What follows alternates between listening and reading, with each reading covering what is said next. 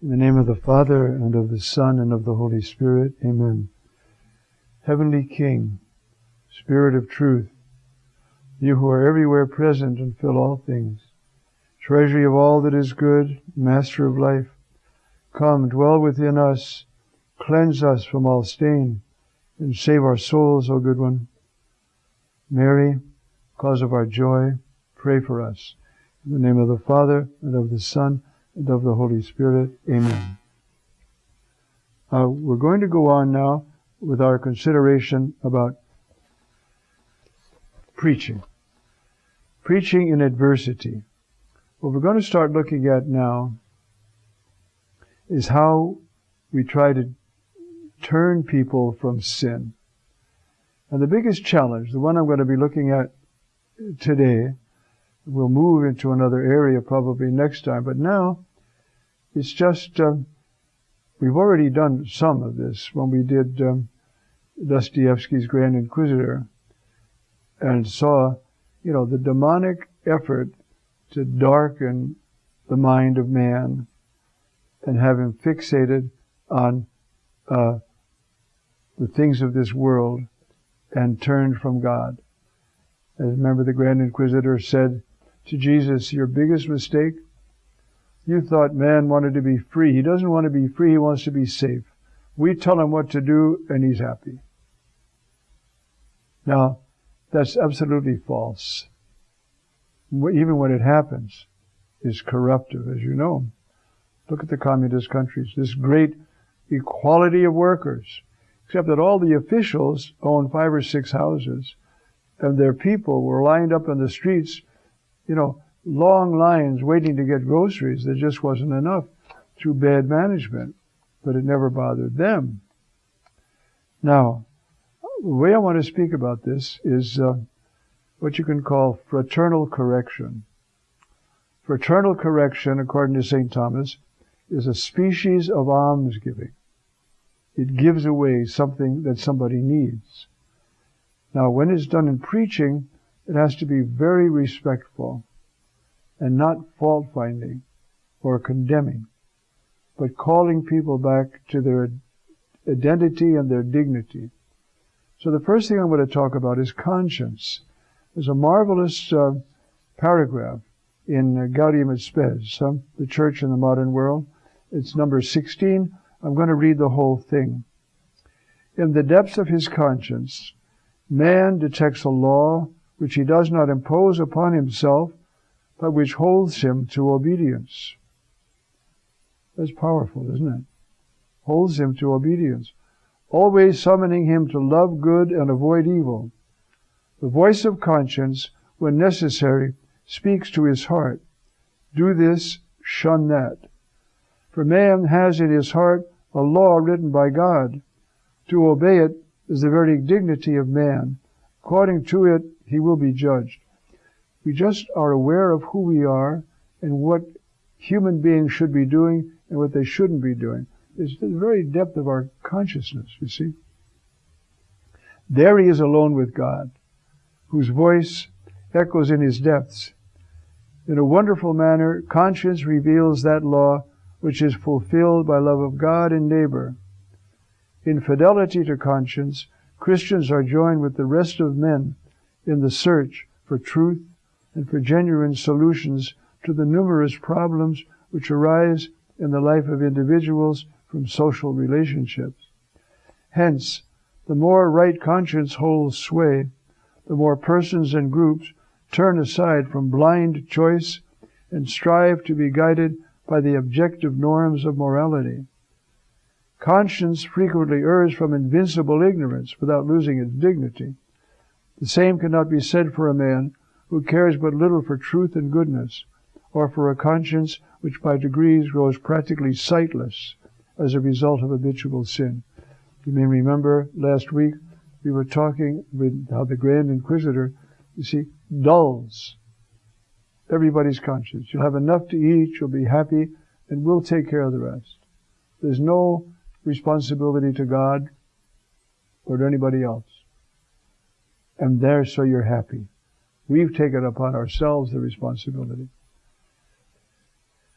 That's what every communist regime does. Dostoevsky was seeing the rise of communism just about beginning, or not quite beginning, in his own country. That's why he was so insightful in writing that. So that's that text. Now, as I say, this is spiritual almsgiving. It is helping people, as correction. That means that is done with love and not with harshness. This takes a lot of prayer, because if we're going to be up there, telling people that they have to do things differently, some are going to be mad at us, and we know it. So unconsciously what we do is we get mad back already, and we lose the poise and the love that we have to have when we're speaking about turning from sin. Now, Pius XII made this remark: the loss of the sense of sin is the greatest sin of our age. And both John Paul II and Benedict XVI picked this up. I want to read just a bit. John Paul lamented the loss of the sense of sin in the world, and he urged a group of United States bishops who were there for that Limina visit to promote the sacrament of penance, the sacrament of acknowledging sin and being thrilled with forgiveness. So John Paul II, speaking to the American bishops, they were from California, Nevada, and some other place. The phenomenon implies a paradox. When the effects of sin abound, greed, dishonesty, and corruption, broken relationships, and exploitation of persons, pornography and violence, the recognition of individual goodness has waned. Not in any sense of sin. In its place, a disturbing cult of blame and litigiousness has arisen. Litigation, which speaks more of revenge than justice, and fails to acknowledge that in every man and woman there is a wound which, in the light of faith, we call original sin. I think we see that a lot in our country right now. All the blaming, all the, and some of it merited. But it's not done in a way to call somebody to righteousness. It's just done as a way to tear them down or blast them or whatever, though they are sinning. Sin is an integral part of the truth about the human person. This is John Paul II. To recognize oneself as a sinner is the first and essential step in returning to the healing love of God. And he goes on to talk about how it's important for bishops to encourage the sacrament of reconciliation, so that people have to stop and examine their conscience, come to the sacrament, receive forgiveness, know the relief of that, and understand what's happening to them with the loss of a sense of sin. Benedict XVI said just about the same thing. He said, where God is excluded from the public forum, the sense of offense against God, the true sense of sin, dissipates, just as when the absolute virtue or moral norm is relativized, the categories of good and evil vanish, along with individual responsibility. The terrible thing about this is that along then having no conscience or a dead conscience doesn't mean that we're blameless. But this is where a lot of mental illness, a lot of worry and fear begin, because we're not at right with God, and we're being taught that there's nothing wrong with us. We're fine. We're not fine. Just look at the crucifix. Jesus died so that we could be free from sin and have an inner peace and freedom and live as his friends. And when we sin, to acknowledge that sin, express our sorrow, and turn from it. Now, it's the job of the preacher to bring people to that place. And it has to be done with truth and encouragement and not condemnation. But it has to be true. You know, we have to say very clearly, you see, adultery is a capital sin. It's a terrible sin. And it will ruin your life with God. And there's no doubt about it. Where these things are not said, people easily sink back. And that's why, as I've already quoted, Aquinas says, fraternal correction, correcting somebody on the wrong course, is part of almsgiving. We give to the needy. And someone whose conscience has been blunted is needy. They're poor. They're much poorer than a poor man. Again, I'm just going to quote Benedict XVI again.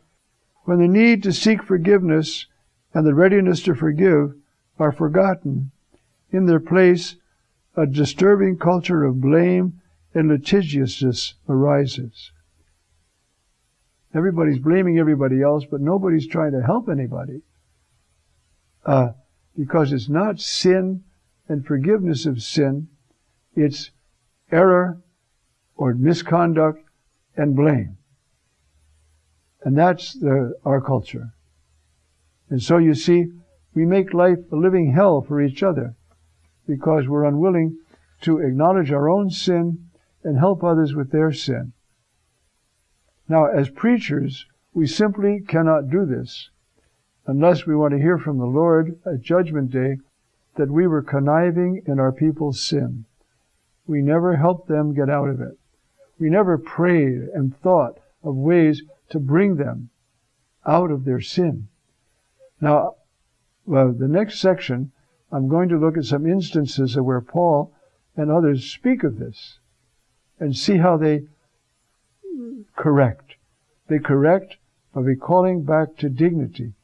Remember, my friends, we say in effect, you have the life of God in you.